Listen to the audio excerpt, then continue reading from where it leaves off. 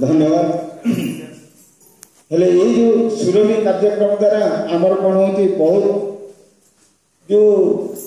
अंतर्निहित गुणावली विकास होती कौ पिला कौ दिगरे आग को जीव तार किछि धारणा पाऊ आमर ये आग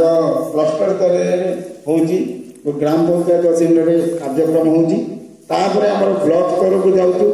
ब्लॉक स्तर को गलापर आम जिला स्तर में कार्यक्रम कर जिला स्तर में कर सारा राज्य स्तर में होले राज्य को गोटे रिप्रेजेंटेटिव करते गर्व और गौरवर विषय आमर गोटे पिला गला वर्ष बाबूसान दिगाल सी आर्ट में जाए स्टेट लेवल केते माने खुशी कथा सेमती आम आम पिला प्रस्तुत करवा निश्चित भाव आमर 2-3 जदि पिला पाइबे आमर तो